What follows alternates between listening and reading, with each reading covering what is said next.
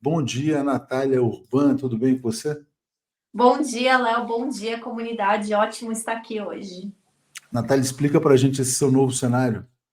Então, eu me mudei, eu voltei a Edimburgo, voltei para a capital da Escócia e tô na minha casa nova. Então, semana passada foi meio que tudo na correria, não tive internet sexta-feira. Finalmente chegou a internet e posso estar aqui novamente com vocês. Eu garanto que foi sofrido para mim ter ficado longe aqui da comunidade. Porque foram dias muito intensos aí. Obrigado, Natália. A Natália vai estar com a gente agora todos esses 15 dias, as próximas 2 semanas, que é um período de férias do Zé Reinaldo. Natália, eu queria começar com você, na verdade, falando da Argentina e prestando solidariedade a todo o povo argentino e lamentando uma notícia trágica, desastrosa. Vou botar na tela. Isso aqui é a página da Telam, a agência de. O que seria o equivalente à Agência Brasil na Argentina. Página em reconstrução, né? O Javier Milei, o fascista presidente da Argentina, um dos maiores vilões do século XXI, canalha, fechou na noite de ontem a Telam, a segunda maior agência de notícias em língua espanhola, 78 anos de vida, uma agência que produzia informação de qualidade sobre a Argentina para os argentinos e para o mundo inteiro, né? Então não existe mais comunicação pública na Argentina, porque esse é um dos projetos do fascismo, né? Na verdade, trabalhar na escuridão. Diga, Natália. Olha, Léo, não só isso, além dessa censura, porque não existe outro nome para o que a gente está vendo na Argentina, a gente tem que lembrar que o governo argentino está censurando, não censurando, acho que não é essa palavra, estaria boicotando organizações de caridade no país que, segundo eles, teriam algum tipo de conexão política com a oposição Milei. O que é a oposição Milei? É todo mundo que não é genocida, né? É todo mundo que não subscreve a agenda política insana dele. Então, por conta desse boicote que está acontecendo, essas agências de caridade, muitas delas que oferecem serviços de alimentação para a população carente, não estão recebendo doações do governo e não estão conseguindo alimentar pessoas na Argentina. Então, nós estamos vendo um ataque de espectro total em todas as áreas da comunicação, da caridade, de policiamento, da política, do social contra o povo argentino por Javier Milei. E isso é muito sério. Essa imagem é de ontem à noite. Ele mandou a polícia, pessoas trabalhando dentro da sede da Telam, para fechar pela polícia. Javier Milei é um ditador e deve ser chamado de ditador. Mariano Tille posta assim, olha, não se apresentou um projeto de fechamento de lei, um projeto no Congresso sobre o fechamento da Telam, que deveria ser aprovado por uma lei congressual. Então, ele já está agindo fora da lei como ditador. Eu estava falando, Natália, antes do Bom Dia aqui com um jornalista argentino, amigo, os sindicatos estão organizando grandes manifestações contra a ditadura Javier Milei. E muitas das coisas que eles estão fazendo, eu estava conversando com o querido Fabiano Restivo, também lenda do jornalismo argentino, latino-americanista, e ele falando, muitas das coisas que o Javier Milei está fazendo não aconteceram nem durante a ditadura, e a gente sabe o quão sanguinária a ditadura argentina foi. E ele disse, o que está acontecendo aqui agora é sem precedentes, é assustador. Exatamente. E aqui quero só botar mais uma imagem aqui, que é a mensagem que os trabalhadores da Telam receberam na noite de ontem. É isso aqui, ó. Dispensa laboral Telam. Por meio da presente, se notifica que todo o personal da Telam se encontra dispensado de trabalhar, de trabalhar nos próximos 7 dias, a partir das 23h59 deste domingo, 3 de março. É assim, como um ditador mandou um comunicado, ninguém trabalha, agência fechada, página fora do ar, e os argentinos na escuridão, né, Natália? Tendo que se informar por Clarim, La Nación, esses jornais que são comprometidos com o neoliberalismo. Obviamente, existem exceções, a gente pode destacar aqui a rede C5N, o Página 12, mas é uma tragédia. Diga, Natália. É assustador o que está acontecendo lá, porque principalmente o mais assustador ainda, Léo, eu acredito que é parte da mídia corporativa brasileira ainda tentando normalizar as coisas que acontecem na Argentina, ainda colocando o Javier Milei como uma figura interessante e não como o que ele é, um ditador alucinado que está destruindo a Argentina e que está jogando, né, está quebrando o seu país e jogando mais de 60% da sua população na pobreza e na destituição total. Vou falar sobre isso agora, vou botar aqui na tela, Natália, essa notícia aqui, olha. Então, a miséria crescendo brutalmente na Argentina, taxa de pobreza em quase 60%, e ele não está entregando comida nem nos restaurantes populares.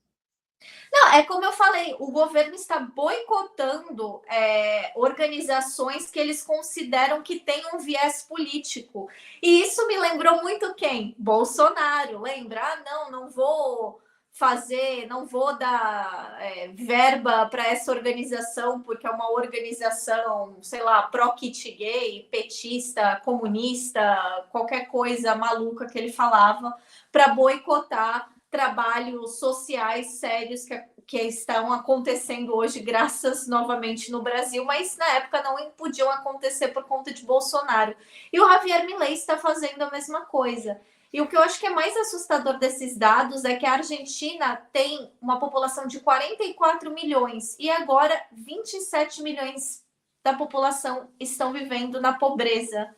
Isso, para um país que historicamente sempre foi um país equilibrado economicamente, é algo assim assustador. Novamente, tudo que o Milei, a fala do Fabiano foi muito hábil, tudo que o Milei está fazendo não tem precedentes históricos na Argentina. Ele está literalmente destruindo o país e matando a sua população, seja através da repressão ou seja através da miséria.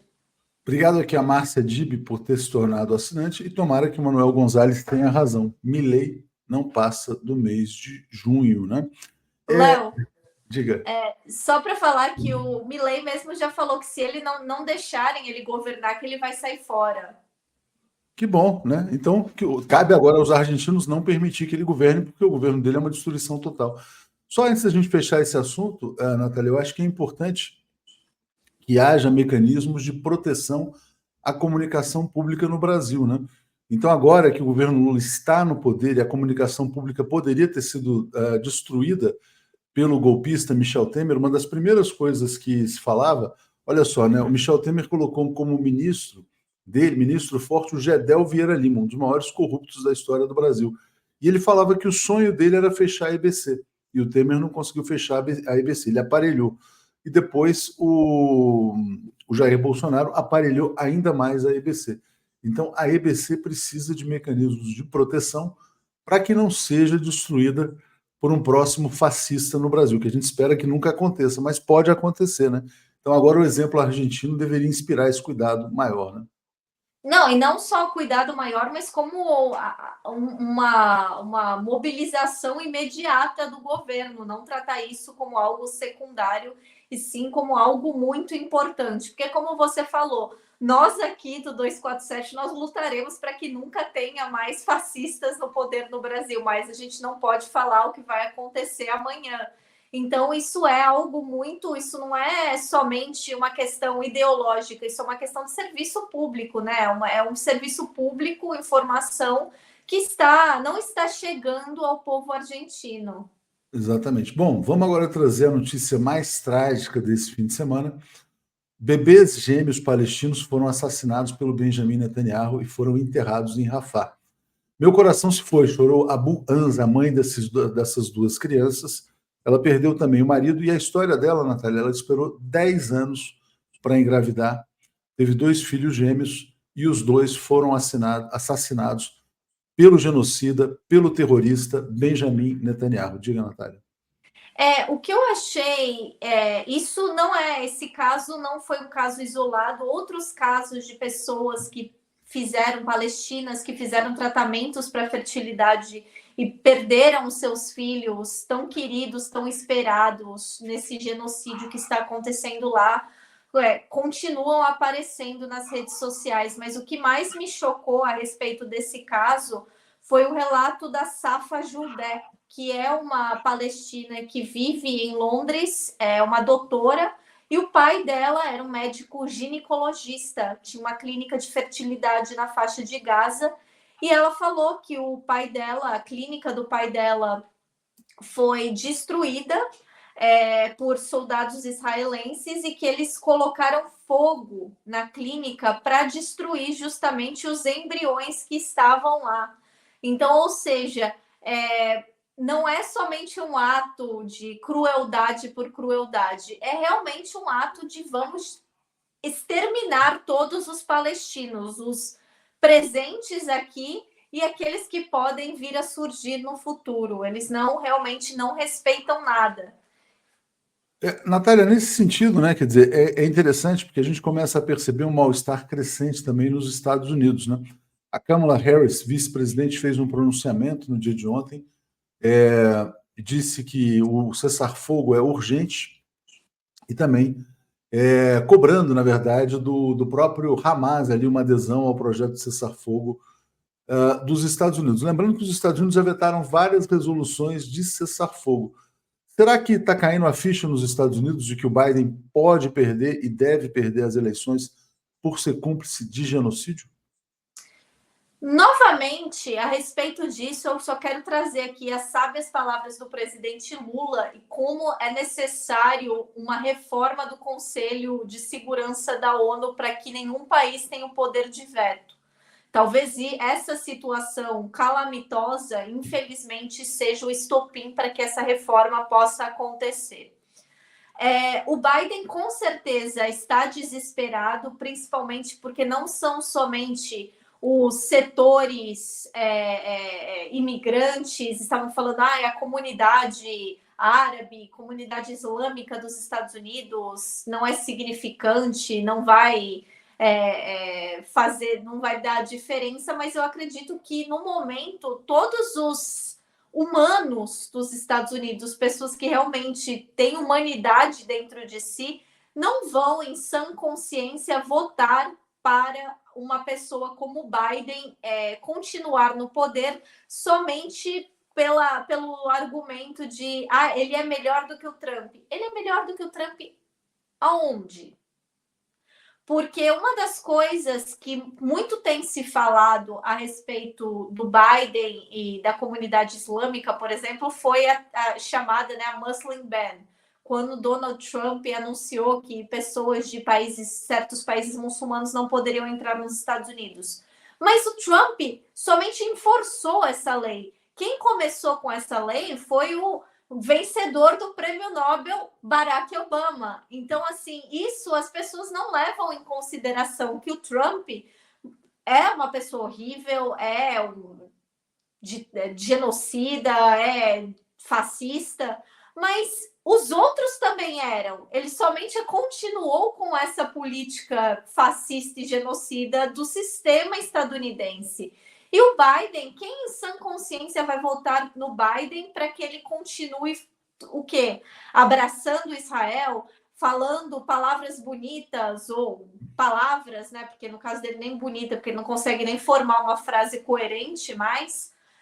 Falando palavras, não, isso vai acontecer, olha, Israel tem que parar, tá difícil, mas não faz nada, continua armando Israel, continua, né? Nós vamos mandar ajuda humanitária, manda comida podre pro povo palestino, continua, né, lutando contra os Houthis. Então, assim, os Estados Unidos, ele pode falar, mas ele não está fazendo nada. Então, ele vai perder essa eleição, não somente por esse motivo, mas por falhas generalizadas no governo dele. E isso, obviamente, não é... Ninguém deve ser culpado a não ser os democratas, porque eles, né, criaram esse ambiente, né, político de falhas nos Estados Unidos. Talvez, né? Na verdade, ele não apenas seja derrotado, mas também humilhado nessa eleição, né? A pesquisa mais recente saiu no New York Times, 48% contra 43% do Donald Trump, né? Natália, você acha que o Trump representaria alguma diferença em relação a esse processo de genocídio ou nenhuma? Olha, o problema do Trump é que a gente precisa lembrar que ele é mais sionista, vamos dizer assim, do que o Biden. Inclusive, o Trump, o genro do Trump, casado com a filha dele, com a Ivanka, o Jared Kushner, é judeu sionista, a filha do Trump é judia sionista, então eu não sei até que ponto o Trump seria de grande valia nesse momento para a questão da Palestina. E lembrando que o Trump foi o primeiro presidente estadunidense que cortou verbas para a Agência de Ajuda Humanitária na Palestina, a UNRWA, né, a agência da ONU, alegando que os Estados Unidos não podia continuar ajudando, tinha outras prioridades financeiras e não ficar dando dinheiro para um povo lá distante que não tinha nada a ver com os Estados Unidos. Essa foi o argumento que a Casa Branca usou na época. Então, eu não acredito que na questão da Palestina ele vá ser muito melhor. Esse é o problema. Os Estados Unidos continua financiando o genocídio com os republicanos ou com os democratas. Esse é o grande problema, né? Quer dizer, o Biden merece ser punido pelo Holocausto, pelo genocídio, mas o Trump pode ser ainda pior. O Silvio Merri fala assim, muito bom artigo A Ignorância como Estratégia do Poder Fascista, do Jorge Folena. Obrigado, Silvio. E Duarte está dizendo, fantástico encobrir o genocídio, mas requentou a fake de terrorismo do Hezbollah no Brasil. Imagine se o PL da Globo já tivesse sido aprovado. Natália, é interessante esse comentário que chega sobre a Globo, por quê? Porque houve no fim de semana, não neste, no outro fim de semana, um protesto na sede da Rede Globo pelo seu papel na promoção das guerras, e agora, nos últimos dias, estão acontecendo protestos também diante da sede do New York Times. Por quê? Porque saíram evidências de que o New York Times fabricou aquela história dos estupros, né? Então, peço para você falar também sobre essa descoberta que muitas pessoas estão tendo de que a mídia no Brasil, nos Estados Unidos, é absolutamente mentirosa. Não somente isso foi descoberto através de uma investigação feita inicialmente pela mídia eletrônica Intifada, que, ao meu ver, é uma das melhores mídias do mundo em inglês sobre a situação da Palestina desde muito antes do que está acontecendo agora, e pela Grayzone, e que isso foi, obviamente, pego, né, por outras mídias como o Democracy Now! E o Intercept. E é importante que quando essas mídias começaram, essas mídias independentes começaram a duvidar da seriedade ou da verdade que o New York Times, das coisas que o New York Times estava falando a respeito desse caso, né, do suposto as violências sexuais que aconteceram no dia 7 de outubro, eles foram taxados de machistas, de antissemitas, mas não tinha, de fato, uma evidência material, como, por exemplo, agora existe uma evidência, um relatório que foi publicado pela Agência de Direitos Humanos da ONU a respeito da violência sexual sofrida pelas palestinas por parte do exército israelense.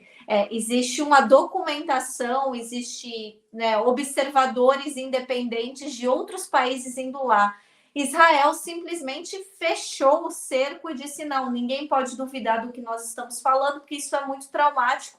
E aí começou, né, soltando, né, não, porque o jornalista viu, ele jura que viu, ele jura que estava presente.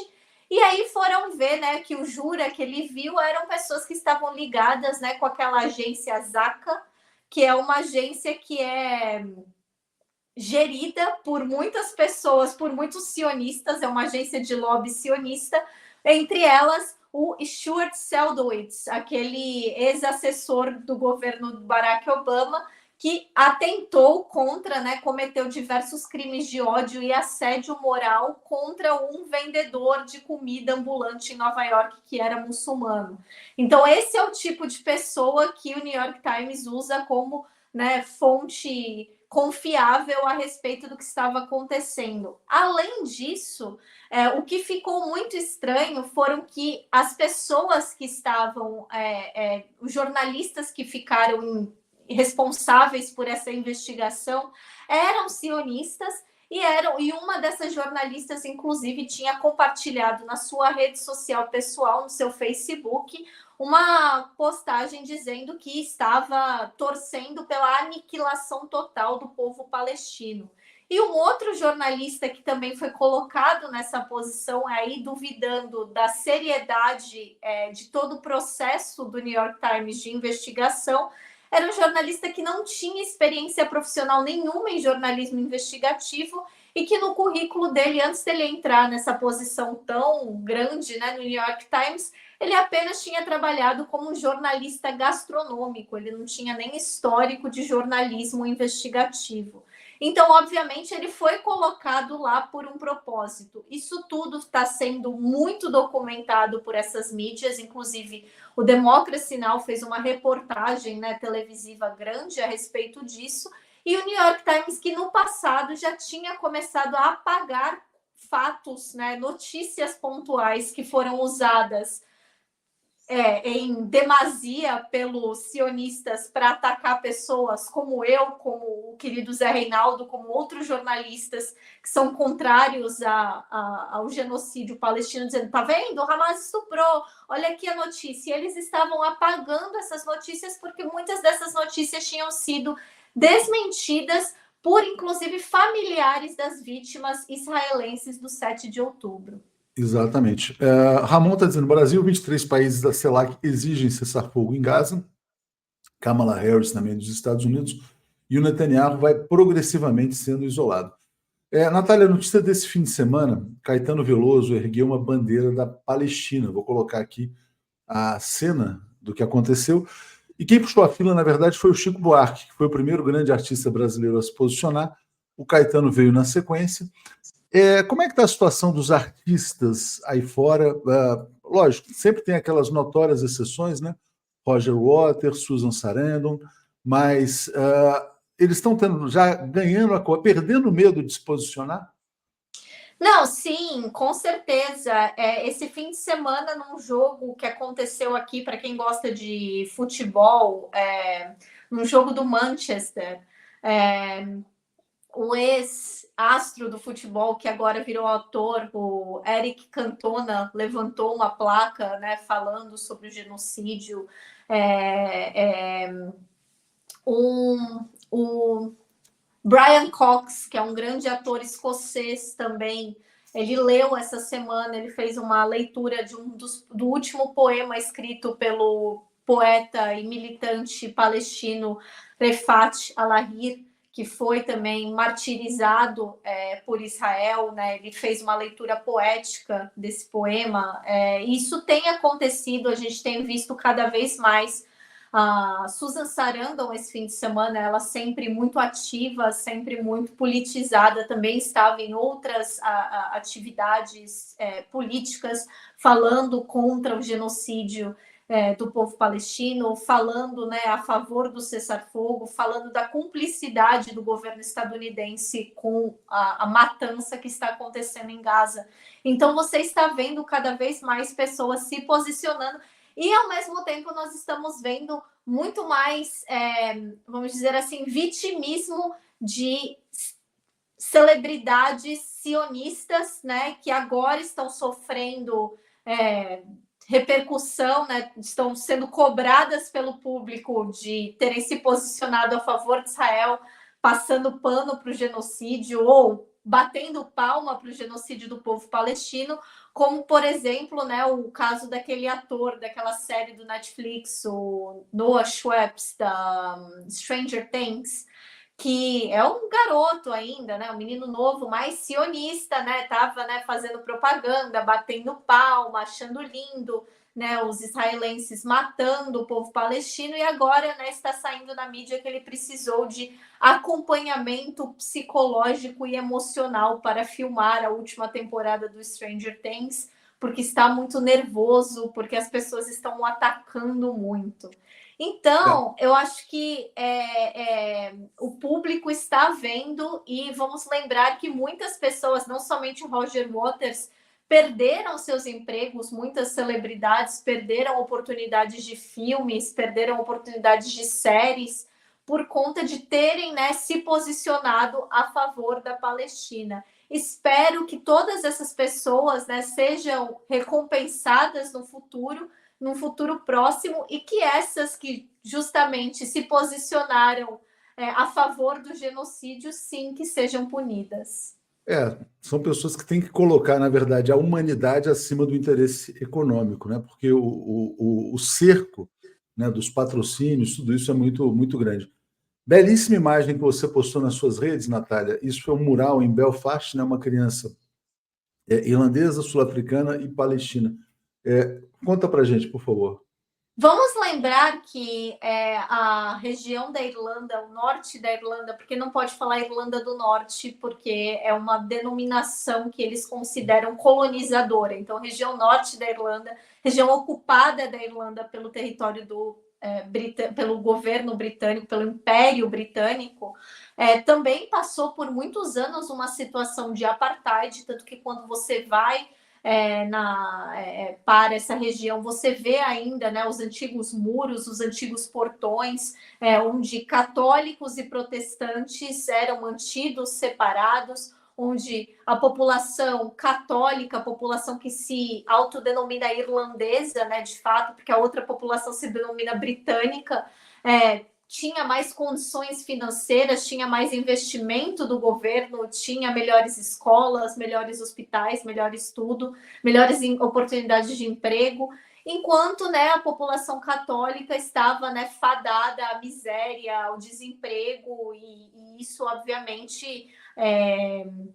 favoreceu o crescimento, né, da militância, né, da guerrilha armada, enfim, através, né, do exército profissional irlandês, conhecido no Brasil como IRA. Então, os irlandeses entendem essa situação do apartheid porque eles passaram por isso, porque eles ainda lutam, né, pela reunificação das Irlandas, porque eles sabem, e a gente não está falando de coisa de 100 anos atrás, nós estamos falando de 20, 30 anos atrás, né, um apartheid real que acontecia nessa região da Europa, uma região branca, uma região que ninguém imaginaria que passaria por questões assim, mas que eles entendem muito bem, por isso que eles têm um comprometimento tão grande com causas imperialistas, porque a gente não pode esquecer que a Irlanda foi o primeiro experimento colonialista do Império Britânico. É interessante, eu vou falar sobre isso já já aqui. Antes eu quero ler o comentário do Pedro Ayrton dizendo: ó, Chico apontou o caminho, Caetano seguiu, outros farão o mesmo, né?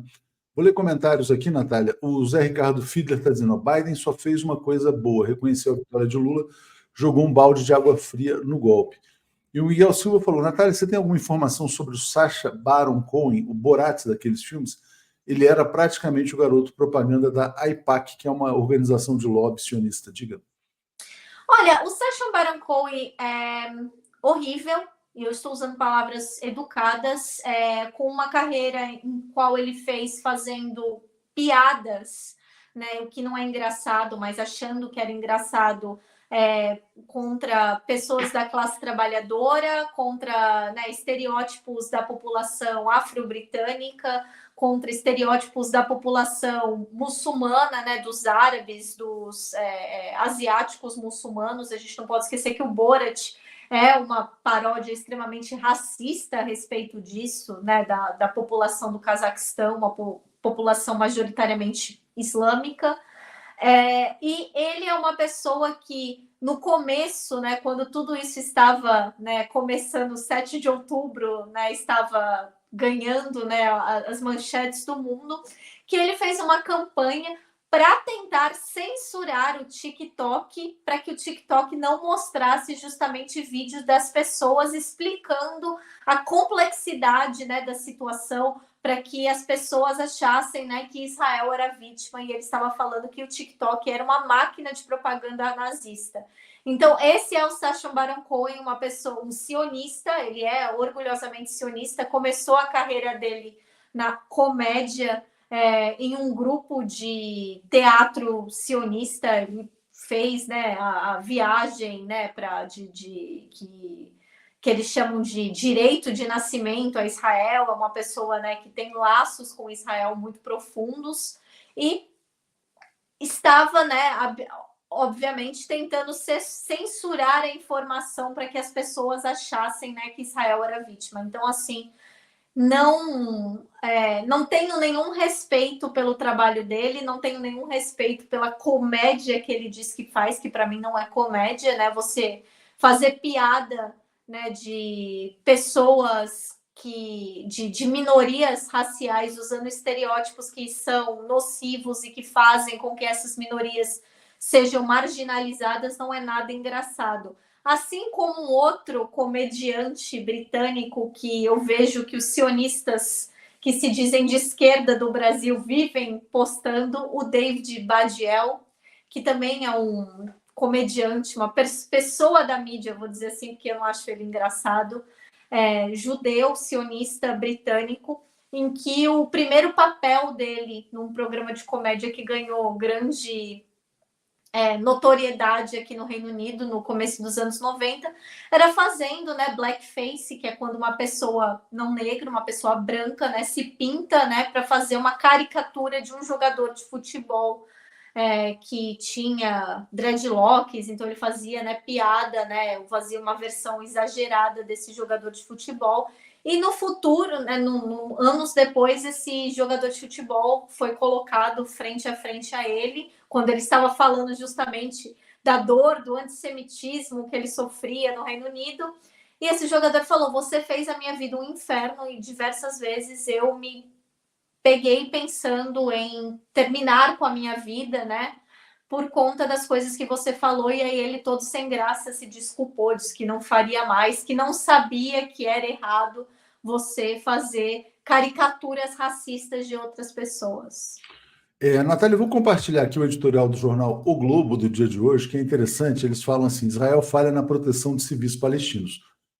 Algumas pessoas acham que é uma guerra de Israel contra o Hamas e que Israel teria a obrigação de proteger os palestinos, como diz aqui o Globo. Na verdade, é uma guerra de Israel de extermínio contra toda a população palestina, né? Não é isso que está acontecendo. De qualquer maneira, o jornal o Globo, que é porta-voz do imperialismo no Brasil, fazer uma crítica ao Netanyahu, sinaliza algo interessante, quer dizer, talvez a crítica tenha sido liberada pelo Império, né? E a gente vê em várias publicações, a Folha fez editorial, o Globo está fazendo também. Será que a gente pode imaginar um contexto assim do Império começar a puxar o tapete do Biden porque se tornou do Netanyahu, porque se tornou insuportável a sua continuidade, especialmente depois do massacre da farinha? Olha, eu vou ser bem sincera com você. Eles podem puxar o tapete do Netanyahu, mas vão colocar uma outra pessoa tão ruim quanto ele. Porque até mesmo esses governos supostamente trabalhistas, progressistas que Israel teve, eram governos genocidas, eram governos que impuseram, né, uma situação de apartheid, de opressão contra o povo palestino. Então, a não ser que exista uma mudança geral do sistema e da mentalidade dos partidos em Israel, e eu não estou nem falando de questão de espectro político, mas assim do sistema mesmo, uma mudança de raiz do sistema israelense, pode colocar, né, um suposto progressista que, não sei, seja gay ou seja amigo de gays, que tenha um familiar que não seja branco, que vai ser uma pessoa que vai continuar perpetuando esse sistema de opressão contra o povo palestino. Então, sim, o Netanyahu ele conseguiu um trabalho, ele teve um trabalho incrível na destruição de toda a reputação que Israel tinha feito através da mídia corporativa durante os anos. O Netanyahu jogou isso no lixo. Então, obviamente, ele se tornou uma pessoa inconveniente para as aspirações que o Império tem a respeito de Israel. Mas que. Não, mas é interessante, você coloca ele pode cair exatamente por ter destruído a reputação. Sim, mas não significa que vão colocar uma pessoa lá que seja, não, agora os palestinos têm o território deles e nós gostamos deles. Até porque essa mesma mídia que agora estava criticando o Netanyahu, não vou nem falar que há um mês atrás estavam elogiando ele, mas que eles tiveram um apagamento de informação, já que nós estávamos falando isso no começo do Bom Dia, eles fizeram um trabalho maravilhoso no apagamento de todos os outros massacres cometidos durante as décadas por Israel nos territórios ocupados ou nos territórios palestinos. O Raul Bacelar fala, não tem guerra em Israel, tem o massacre do gueto em Gaza, o massacre da farinha foi mais um.